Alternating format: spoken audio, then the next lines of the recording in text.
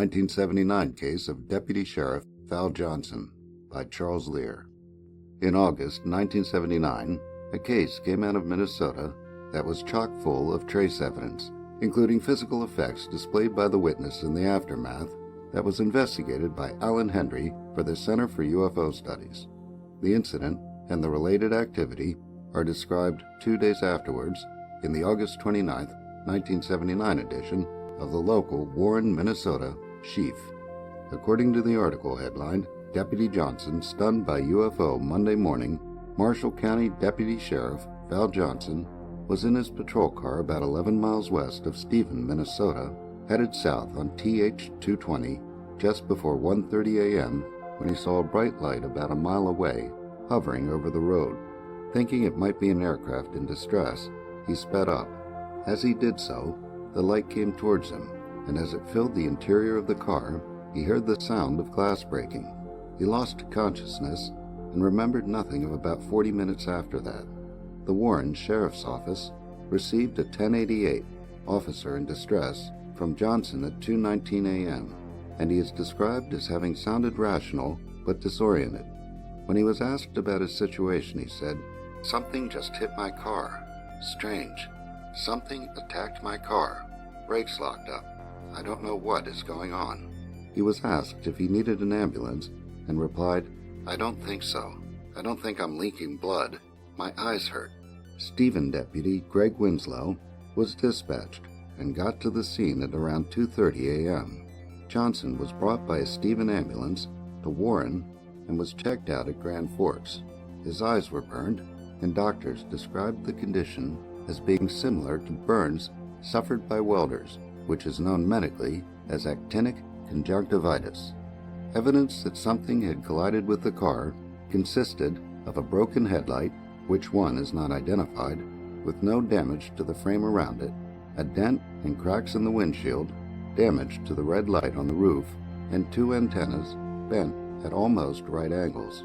One of the more intriguing aspects of the case is that both the clock in the car and Johnson's watch had stopped for 14 minutes.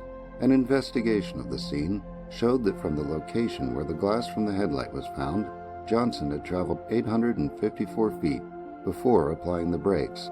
Tire marks after that went for 99 feet to where the car came to a stop perpendicular to the road with the front wheels on the east shoulder. Hendry is described as a UFO expert from Chicago and the chief investigator for CUFOS, and CUFOS is described as a private organization which took over from the Air Force after they abandoned investigating UFO incidents in 1969. Hendry said that this was as credible a case as he had seen and estimated that he investigated 3 such incidents a year throughout the U.S. CUFOS was obviously impressed with the case, as the September-October 1979 issue of its publication, the International UFO Reporter, is almost entirely devoted to it.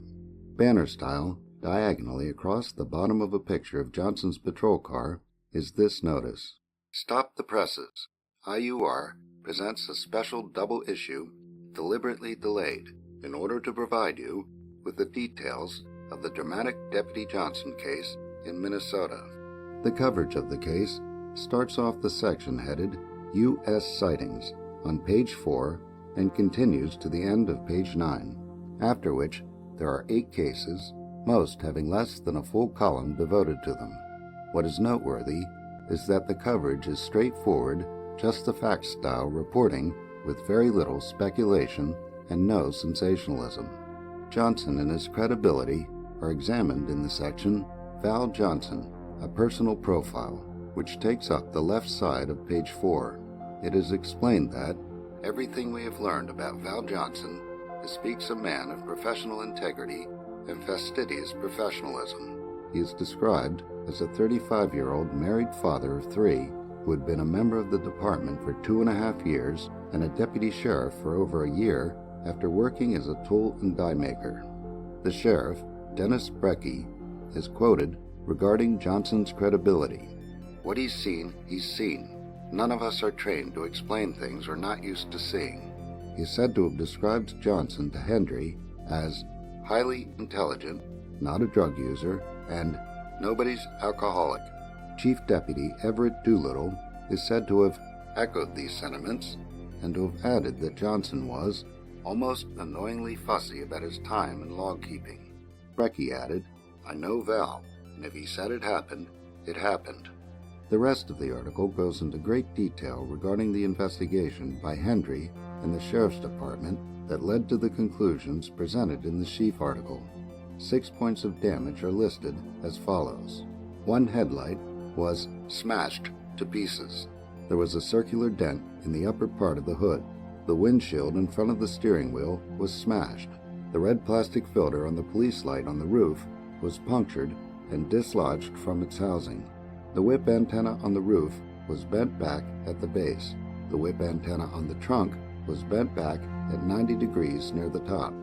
Under the heading, Plane Near Collision, a newspaper editor is said to have come up with the most popular theory, which was that the damage to the car was caused by debris being kicked up by the prop wash of a plane, and that the antennas were bent by the propeller hitting them.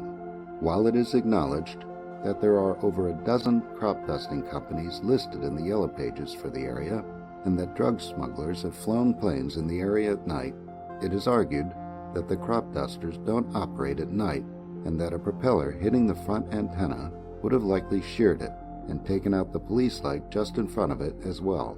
Presented as further arguments against the plane theory are the lack of noise and the acceleration of the UFO described by Johnson, his eye burns, and the time discrepancy of his watch and the car clock.